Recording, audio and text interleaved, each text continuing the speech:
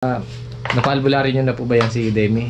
Opo, dinala namin sa albularyo. Doon pitya sa isang gabi, mga 9 o'clock. Pinaalbularyo na po. Opo. Ano pong sabi naman sa albularyo? Sinuod po siya. Ang sabi, yung lumabas na suod niya binago gusto sa kanyang tikbalang. Nakakagustong tikbalang kayo. Oo, kapre. Kapre, yan po yung sabi sa... Yung sabi po sa albularyo. Saan ka galing? Okay ka na? Ayos lang, tawagin ko si mama. Sige. Tawagin yung mama mo.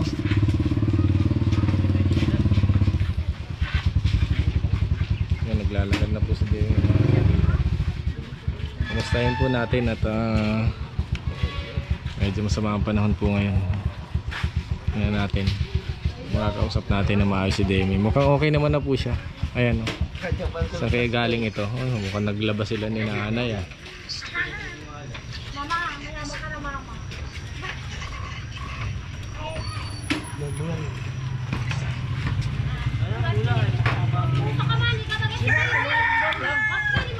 Saan kayo galing, Nay?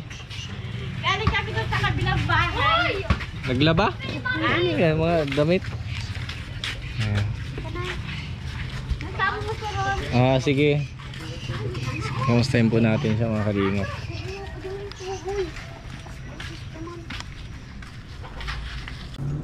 So ayun, isang mapagpalang araw mga kalingap. Ito tayo ngayon kina Demi at yun nga, kakagaling lang natin sa Baguio. So ayan, simula ulit ng ating pagkumusta dun sa ating mga binablog para kamustahin po sila. So may dala po si Mr. Ron na pasalubong kay Demi. Bili din natin siya ng konting grocery, tapos may dala tayong pasalubong galing sa Baguio. So kamustahin natin. Oy, nandito. Hi.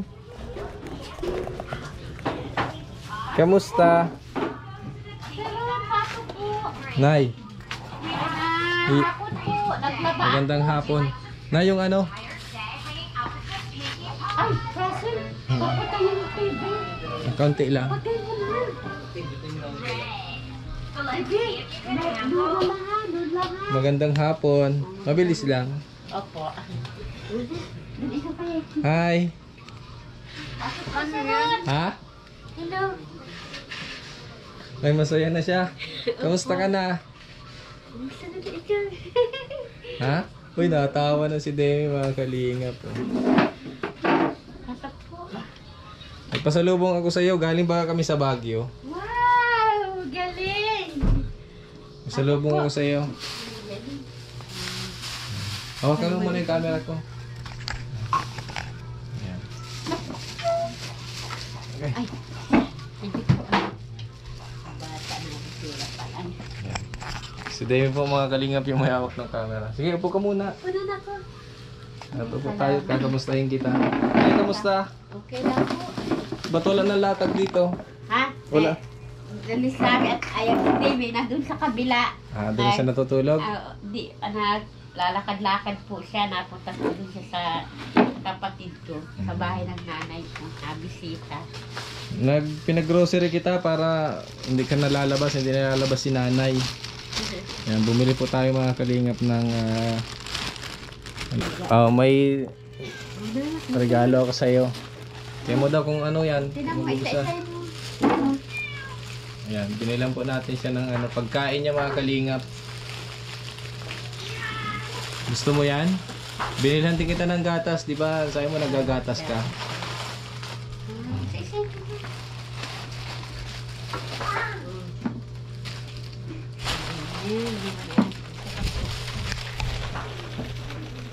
Ano yan? Sabihin mo. Ay, daming biskwit ah. Yan, binilhan din kita. Yung pansit canton, wag araw-araw ha, para para hindi ka magka-UTI. Ha, pang merienda mo yan, binili ko sa'yo. Ano pa? Isa-isa mo. May gatas dyan. Isa-isa mo. Labas mo lahat. Wow. Ha? Thank you. Ha? Ano mo sabi mo? Salamat. Ay, salamat. Ayun at yun nga mga kalingap, galing po tayo sa Baguio, ano, pambira, 3 araw tayo sa Baguio at sobrang lamig. Talaga malaki po. Sobrang lamig doon ay pambira yan, kahit tanghali ng gabi. Malamig Sobrang lamig talaga. Oh. Totoo talaga pala na ang Baguio malamig. Sobrang lamig. At syempre hindi mawawala, may pasalubong ako sa iyo talaga. Ito galing talaga to sa Baguio. Nakain ka ba nito? Ha? Kumakain ka ba nito, Demi? Alam ko, bibihira to dito eh. Ano yan? Ha? Strawberry. Ha? Hindi ko alam ano ata to eh. Kamatis. Ayan o. Uy, may strawberry. Nakain ka ba yan? Ha? Tingnan mo nga daw kung totoo. Uy, totoong strawberry yan ha. Galing yan sa Baguio. Ayan, binilhan po natin siya. At yun, so yan. Dahan-dahan ha, baka matapon. Ayan po. Wow. Tikman mo. Nakain ka ba yan? Masarap? Ay, nagustuhan ni Demi oh. Ayan mga kalingap, may pasalubong po tayo kay Demi na galing sa Baguio. Ano naman ay, kamusta naman siya? Ay po ka dyan ay. Ayos man Po po. ka dyan. Nakakatawa-tawa na. Nakakausap na siyang maayos. Tapos, kanina umaga, naka-uniform yan si Ro. Pili niya ma-school na siya. Ay, gusto na talaga niya mag-school. Oo. Hayaan mo to, medyo ano ka na baga, okay ka na ulit. Okay na po nga. At ayos nang matulog. Ayos na matulog na siya. At nakain dati, nagagawa na niya yung gusto niya. Kaya nakakatuwa naman po at bumalik sa dati. Pero medyo alalay pa rin at ano. Oo, kunti ano, bantayan pa rin yan ay. Oo, bantayan talaga. Katabi sa pagtulog, hindi napaiwan. At ngayon ay mabait siyang mabuti. Hindi gaya ng dati. Medyo Nung punta ko dito, nanginginig talaga yan. Masarap? Ha? Hey, nagustuhan mo yung strawberry? Oh, di ba? Parang nakarating ka na rin sa Baguio. Oh, may strawberry ka na baga? Yan, kainin mo yan ha. Hindi naman siguro masama sa kanya kasi prutas naman po yan mga kalingap. Ano po. Napaalbularyo nyo na po ba yan si Demi? opo, dinala namin sa albularyo. Noon, pitya 6 ng gabi, mga 9 o'clock. Pinaalbularyo na po. Ano pong sabi naman sa albularyo? Sinuob po siya. Ang sabi, yung lumabas na suob niya ay binago gusto sa kanyang tikbalang. Nakakagustong tikbalang kay Demi. Oo, kapre. Kapre, yun po yung sabi sa... Yung sabi po sa albularyo. At kailangan dalangin lang daw. Araw-araw, nanalangin, tulungan yung sarili niya. Siyempre, kinakabahan po ako. Yung anak ko Grabe naman yun, ay. Saan niya saan na makita yun na parang... Sa paglalayas daw po niyan, hindi namin alam kung... May nakakagusto kay Demi na parang tikbala. Kapre, parang gano'n. Opo. Grabe, kakatakot naman yun. Sabi namin, Ha? hindi. Ano? Tinatanong nga niya, may nagkagusto sa'yo, kinakausap ka. Wala naman. Tapos, sabi daw ay, namin, lagyan namin ng pulang tela, saka mga rosaryo, ganyan. Pag matutulog, ano po? Pag matutulog, bantay namin, huwag daw namin iiwanan. At mamaya ay binabalik-balikan daw. Sawa naman Diyos ay, minsan nga ay, wala naman daw, sabi niya. Ano man po ang napapansin ninyo kay Demi nung mula nung pinatawas niyo? Ano po, na yung pagpatawas namin sa kanya, wala naman pagbabago, basta yung kay Demi, nakikita namin, nanginginig siya. Tapos, yung dati, yung masakit daw ang ulo niya, tapos yung liig. Pero may pinapainom naman kami yung gamot. Gamot, yung gamot lang. Yung galing po sa doktor. Oo, sa doktor. Pero ang sabi po dun sa albularyo, hindi nyo na po kailangan ibalik siya doon sa kanya. Ibabalik daw namin siya noong 19. Kaso, ayaw man ni Demi magpabalik doon. Ayaw na. Oo, ayaw niya magpabalik doon. Tsaka may pagbabago naman na. Kumpara Kaya siguro kahit hindi mo na siguro dalhin. Oo, dasal lang. Sabi Dasal ni Demi, magdasal lang tayo mama. Kasi Sabi niya? pagagabi, bago matulog nagdadasal Yan, siya. very good. Very good Nagdasal siya. Tapos, alam niya magdasal pala niya. Tapos, sabi niya, pag magaling na daw siya, punta na daw siya dun sa kay Kalinga Arab, dun sa simbahan. Simbahan, oh. Ang ganda ng simbahan ni Kalinga Prab. Oo nga, doon na daw po sa malaki. Diyan sa Kamambugan na. Kamambugan, Malapit na yon. Sabi ko, ay oo nga, punta tayo. Masama tayo kay kay Papa mo. Mapahatid siya. Yun, sa linggo, gusto na niya magpunta ay galing nagkakain na. Okay na po siya kasi ron. Yung dating ginagawa niya, ganun pa rin yung ginagawa niya araw-araw. Demi, kamusta ka? Okay. Ayos lang? Masaya ka na ngayon? Kaya lang ang kilos siya parang malumanay pa. Malumanay Pero pa rin. okay na po. Kailangan pa rin talaga niyan, iba yung pagbabantay talaga. Ayun. Babantay ka lang. Masarap yung pasalubong ko. Anong sasabihin mo sa nagbigay niyan? Salamat. Salamat. Ay, masaya na siya. Nakatawa na po umaga siya. Huwag kang sasama dun sa nagkakagusto sa'yo, ha? May nagkakagusto daw sa'yo, ay. Huwag kang sasama dun, ha? Oo, nasabi mo po siya. Hindi daw siya masama. Sabi nga niya ay mama, hindi ako doon nasama. Tapos nasalita siyang may pinapakain sa akin. Ay, Sabi ko, wag. huwag ka makain nun, hindi yung pagkain natin, iba yung pagkain nila. Tapos nagsabi niya sa akin kauri mo na lang ang asawahin mo, sabi niya. Sabi niya, kauri na lang ang asawahin mo, hindi ako. Hindi ako masama sa'yo, nasalita siyang ganyan. Nakakapag-alala pag gano'n na, no?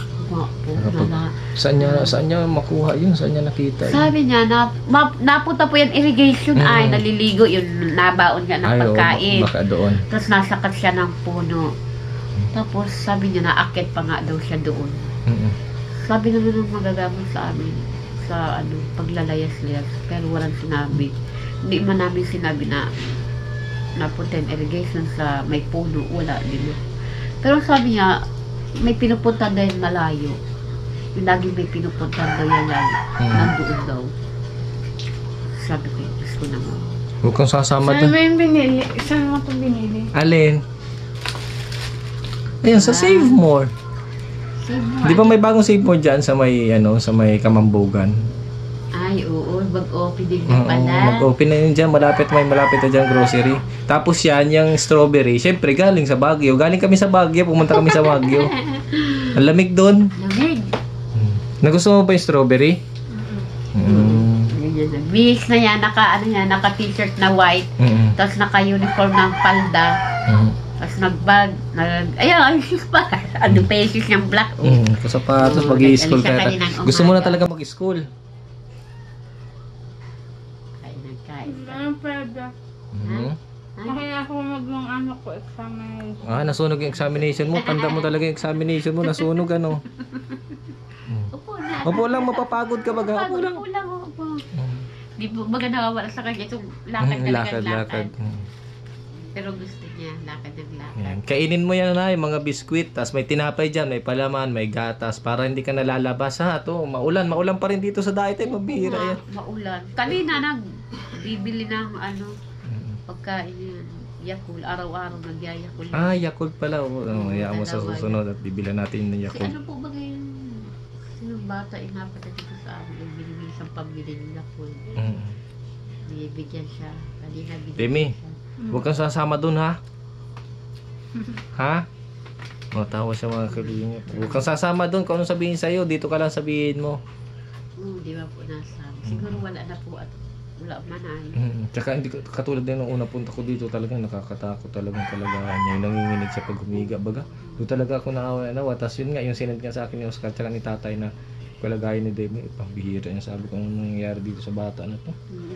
Okay na to eh. Grabe, takot ko talaga. Sabi ko, anong doon sa pangyayari niya na ganun, ano yung gagawin, di ba? Ano yung una nating gagawin hakbang para bumalik siya sa ganun? Kakatakot po nangyari. First time namin magaling si Demi na basak ako, dasal ako. At namin, ayoko na rin sa ospital. Kagaya nun din sa amin, kagaya dyan ng anak ko, yung anak na lagnat lang nung isang gabi. Tapos may pinurok.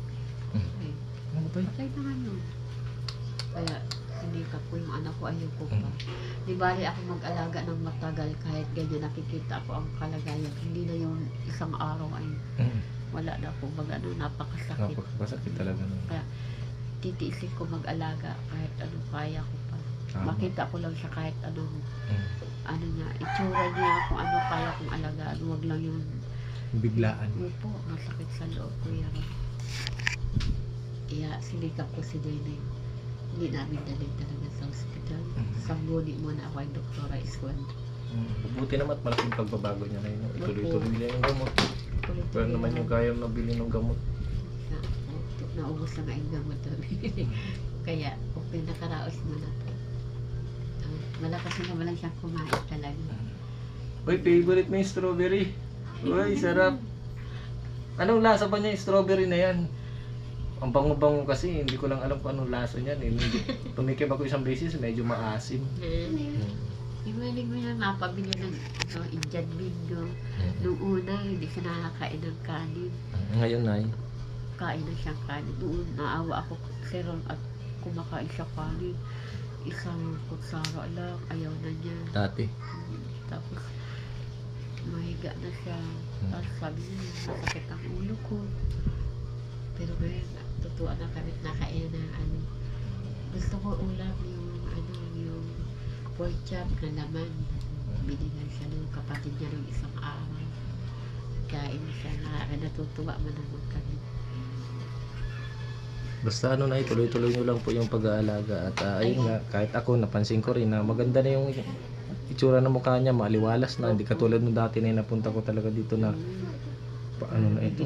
Nanginginig talaga siya. Hindi ko talaga alam kung paano yung gagawin baga, kung paano yung gamot, anong ibibigay nating paunang lunas, yung ganyan. Eh ngayon, di ba okay ka na? Ayos na ako. Masarap? Mabawi yung kain. Grabe, Ayan, binigyan po natin pasalubong si Demi. At prutas naman yan, siguro na hindi makakasama yun sa kanya. Kaya na po ba kain? Nagustuhan naman. Talagang ano lang, Nay, tatag, dasal, at yun nga, walang iba namang makakaalam talaga. Kaya ipagdasal na lang natin siya palagi. Ay, lagi po. Dadasal po na lagi. Dadasal na bago matulog sa umaga. Kaya lang, sa ngayon po, si Debbie, sobrang lampi. Sobrang bait. Sobrang bait niya. Pagising, hanapin ako, yayakapin ka, halikan ka, yung nakakatuwa sa kanya. Kung saan ako, masama yan, hindi yan mapaiwan. Hanap-hanap kami lagi mag-asawa. Kaya nga, sa laki ng ganyan, katabi pa namin matulog. Yung ama dyan, sama dito, ako naman dito. Okay lang yan, Nay. Maigit na ano siya. Tsaka ano, para nakukuha niya yung attention. Hindi siya nag-iisip ng kung ano-ano. Hindi. Mabuti at naglalambing siya sa inyo. Yung isip niya, relax na kayong kasama, naglalambing siya sa inyo. Kumpara naman na hindi naglalambing sa inyo tapos sa isang sulok lang. Yung isip niya tumatakbo kung ano-anong naiisip. Ay siya, nasabi siya. Kakausapin kami ni Papa niya. Nakaluhod yan din sa amin. Ginaganon kami dalawa. Tapos nasalita siya na, sabi niya, Mama, Papa, kayo ang lakas ko. Sabi niya? Sabi ni Daddy. Ay, oo, at malakas pa kami ni Papa mo, babantayan ka namin. Sabi nga naman kapatid niyang babae, parang si Demi, parang yun daw ang baby namin. So, yan na talaga. sabi ng mga kapatid na babae, ay, oo, Mama, at kami, na namin, achievement namin kahit saan kami. Sige, dyan lang sa iyo. Kaya naintindihan ng mga kapatid. Araw-araw kami nakausap. Ay, natutuwa. Tawa ng tawa. At natutuwa din ako, Nay, sa mga nanonood kay Demi. Ang daming nagdadasal para sa kanya. Pasalamatan mo, Nay, nanonood sila ngayon. Opo, Yung mga nagdasal para kay Demi sa mabilis sa pagaling. Yun po. Maraming salamat po sa lahat na nanonood kay Demi, sa mga viewers at sa mga OFW po. Maraming salamat po at sa tugon ninyo kay Demi na tugon na naman ang panalangin po ninyo na siya ay unti-unting gumaling na. Kami rin po na bigay din po kami ng lakas ng loob para sa Panginoon na si Demi ay bigyan pa ng lakas ng loob at tibayan ang kanyang pangangatawan para sa amin. Kasi ako naman, di lang po ako masuko sa kami mag-asawa, ang aking mga anak at ang aking mga pamilya ay kay Demi ay sobrang ang nag-alala. Kaya kami ay natutuwa na at si Demi sa ngayon ay kaawa na at sa tulong ng Diyos ay pinagaling rin. Maraming salamat po sa mga panalangin po ninyo sa amin at lalo na po sa aking anak. Ako po ay hindi na mapaano sa kalooban ko na sa tulong po ninyo. Maraming salamat. Ako po ay dito lang po ako sumusuporta sa anak ko kahit anong mangyari. Dito pa rin ako nagbabantay hanggang buhay ako at hanggang buhay ang anak ko. Ako ay hindi susuko. Maraming salamat po. At sa mga mga Kalinga Rab, maraming salamat po sa K-Boys at kay Ma'am Edna at kay Sir Balmatubang. Balmatubang. Maraming salamat po sa paglilingkod po ninyo sa amin na ang aking anak ay matulungan po sa inyong mga programa. Maraming salamat po. Kami po ay hindi rin nagsasawa papupunta din sa simbahan at gusto-gusto ni Demi. Sa susunod, makakapunta na kayo at okay naman na siya eh. Opo. Demi, gusto mo na magsimba? Ay, opo. Lagi po nakahanda ang damit niya. Susuotin, Sabado pa lang. Nakahangir na. Kaya Salamat po. natutuwa po kami kay Demi. Salamat po sa mga viewers na tumulong po na ipagdasal si Demi. Yan, anong sasabihin mo, Demi? Ha? Thank you lang sa Thank you. strawberry. Thank you sa strawberry. Oh, ayan, pasalubong yan sa'yo ni Mr. Ron. At yung yung grocery mo, meron ka dyang gatas, may pang merienda, may tinapay, gusto maglutong pasig kanton, meron diyan. May ano pa ba? Biscuit, yan, meron din diyan. Tapos yung strawberry. Tsaka yung gatas. Salamat ka sa mga nanonood. Salamat ikaw. Salamat. Yes, salamat. Nakakatuwa naman, no? Ano na siya, malambing na, hindi katulad mga kalingap nung unang punta natin dito. So, salamat po.